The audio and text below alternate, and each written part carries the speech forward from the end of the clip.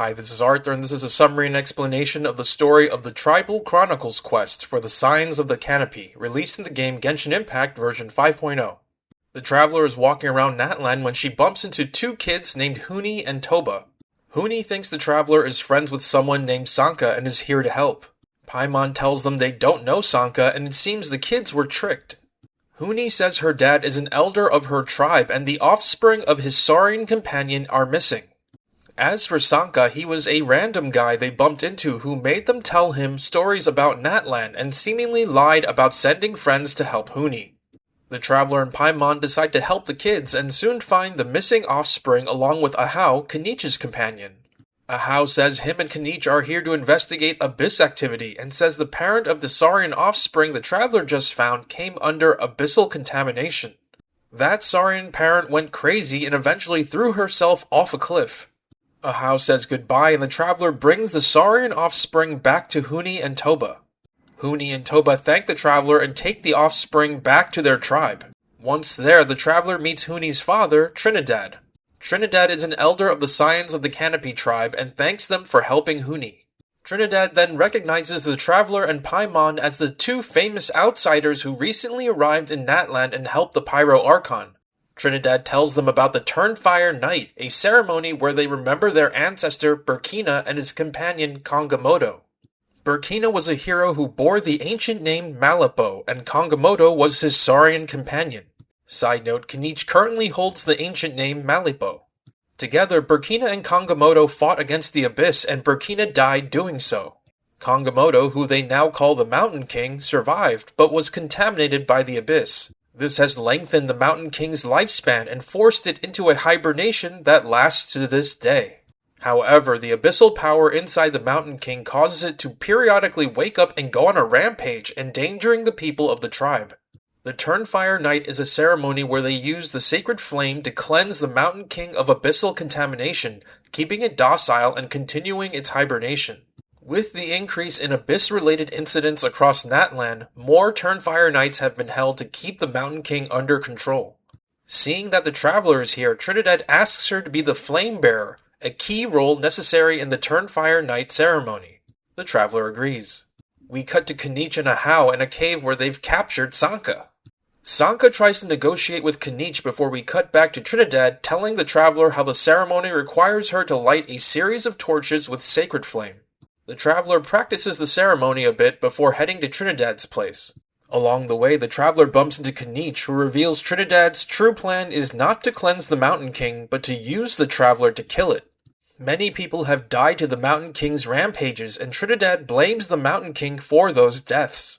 Trinidad even blames the Mountain King for the death of Nana, the Saurian companion Huni talked about at the beginning of the quest, who was affected by abyssal contamination and jumped off a cliff.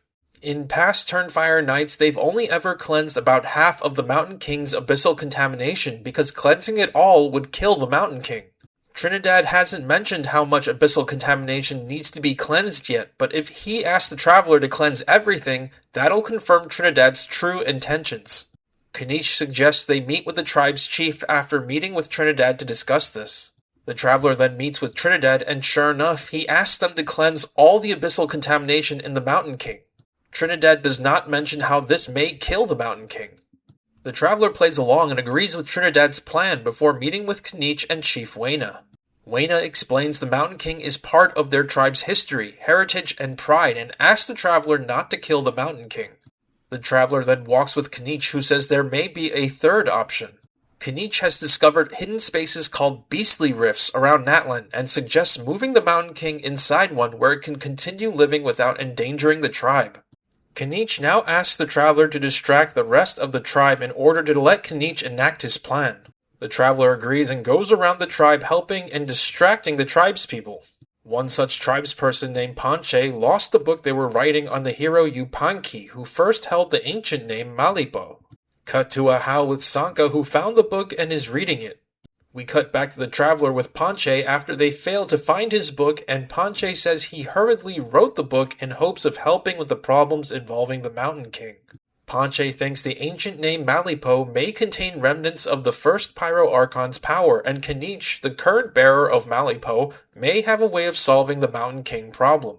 Just then, Canich appears and says he's finished his preparations. The traveler leaves with Canich, who says he's found a beastly rift and that there may be something to Ponche's theory.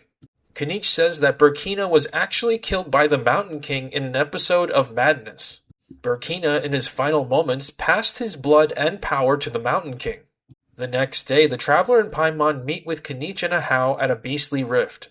The plan is to open the beastly rift, clear out the rift hounds inside, and use a beastly rift summoning device to stabilize the rift for their use. They do just that, and Sanka suddenly appears in his true form, revealing the summoning device came from him. Turns out Sanka was actually Enjo, a member of the Abyss Order who the traveler met in Enkanomiya. Canich made a deal with Enjo where he's let Enjo study Ahau in exchange for the device. Actually, Enjo planned to kidnap Canich and study him as well, but with the traveler here, Enjo makes a hasty retreat. The next day, the traveler takes part in the Turnfire Night ceremony as the Flame Bearer, eventually lighting a sacred flame altar in front of the Mountain King. Canich soon arrives along with Trinidad, Wayna, and other members of the tribe. Canich uses the summoning device and tries opening a beastly rift, but Trinidad runs over and destroys the device. The commotion wakes up the Mountain King, who blasts Trinidad with fire. The other tribe members evacuate as the traveler and Canich battle the Mountain King. They defeat the Mountain King, who runs towards the altar, cleansing itself of abyssal contamination and killing itself. The traveler and Canich then realize the now dying Mountain King feels deep shame for killing Burkina and doesn't want to live anymore. Even so, Canich somehow uses his ancient name to revive the fallen Mountain King, who remembers that Burkina wished for the Mountain King to live on. The revived Mountain King decides that it will live on, even though it carries the shame of killing Burkina. The next day, the traveler speaks with Wayna, who says Trinidad will somehow survive his injuries. As for the Mountain King, they aren't sure how it happened, but it seems to have developed a shell that protects him from abyssal contamination and from spreading it to others. The traveler then meets with Canich, who just finished taking a look at the Mountain King. It seems the Mountain King has lost its mind again, but is fine health-wise. It also doesn't seem able to go on rampages anymore, and will only lightly spar with anyone who approaches it. Burkina wished for the Mountain King to help train the future generations of the tribe, so this seems to be a manifestation of that wish. We change perspectives to Enjo talking with Huni and Toba again. This time it seems Enjo has done something good as he returns to Huni an alive and well Nana. Nana is Trinidad's Saurian companion and was presumed dead at the beginning of the quest. And that is the end of this quest in this video. If you liked what you've seen here, please like, comment, and subscribe.